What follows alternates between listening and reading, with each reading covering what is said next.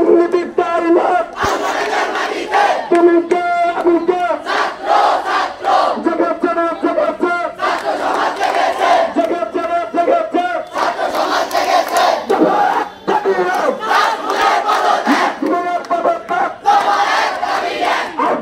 মাটিতে দুর্নীতির তাইনা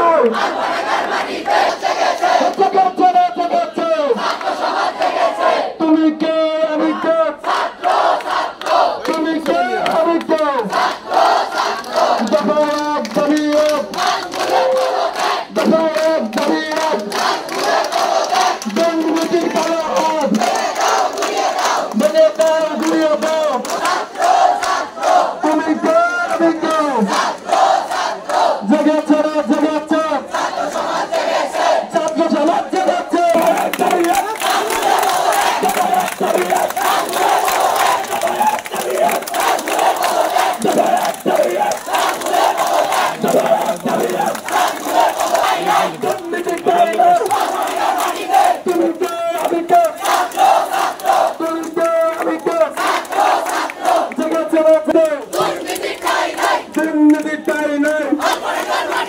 দুর্নীতির কালে ভেঙে দাও আমি কে জেগেছে না জেগেছে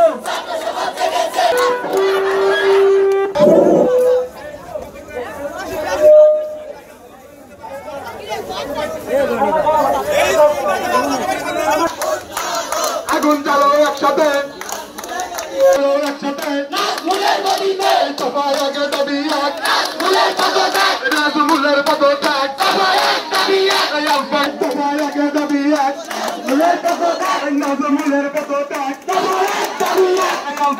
মাটিতে অ্যাকশন অ্যাকশন দুর্নীতির বিরুদ্ধে নাজমুলের পদত্যাগ দফায় আগে দাবি এক নাজমুলের পদত্যাগ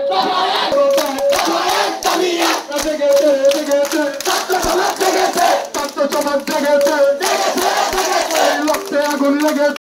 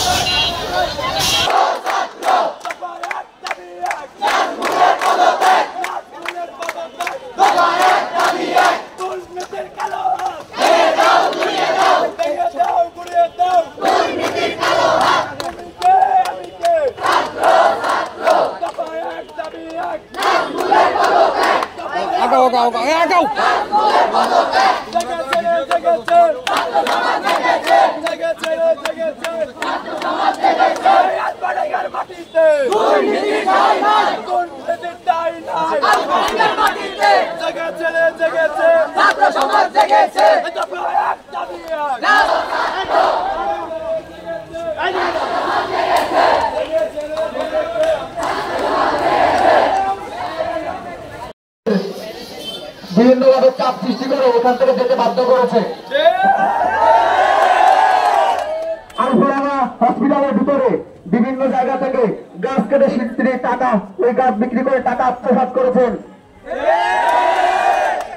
এই নাজমুল তার স্ত্রী ডক্টর শাহজাদ আলম 2 বছর আলফাডাঙ্গা উপজেলা স্বাস্থ্য কমপ্লেক্সে কর্মরত ছিলেন, তিনি একদিন অফিসে আসেন নাই, কিন্তু 2 বছর তিনি ঢাকায় বসে বসে এই স্বাস্থ্য সেবা কেন্দ্র থেকে বেতন উঠিয়েছেন। এই ডক্টর নাজমুল এই ইমার্জেন্সি রোগীদের জন্য যে বাজেট গভর্নমেন্ট দেয়, ইমার্জেন্সিতে কোনো রোগী আসলে তাদের বায়োডিন যাবতীয় যা যা সরঞ্জাম আছে সবকিছুর জন্য সরকার একটি বরাদ্দ দেয়, কিন্তু এখানে কোনো রোগী যদি সেবা নিতে আসে তাদের বাইরে থেকে সমস্ত সরঞ্জাম কিনে নিয়ে সেবা নিতে হয়।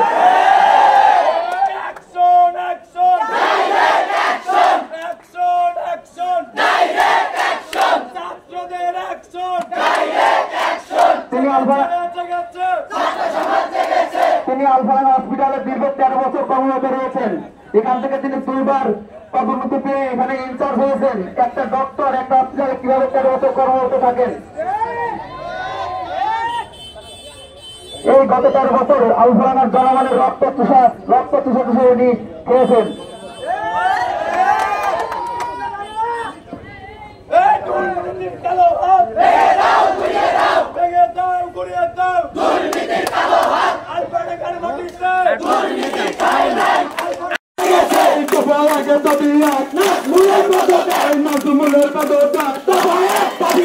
আমার সোনার বাংলায় দুর্নীতি ঠাই নাই, দুর্নীতি ঠাই নাই।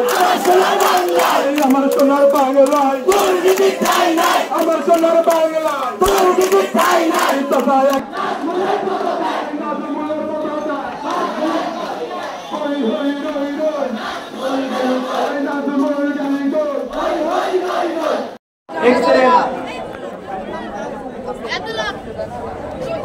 ইমার্জেন্সি আছে, কিন্তু ইমার্জেন্সি চিকিৎসা না।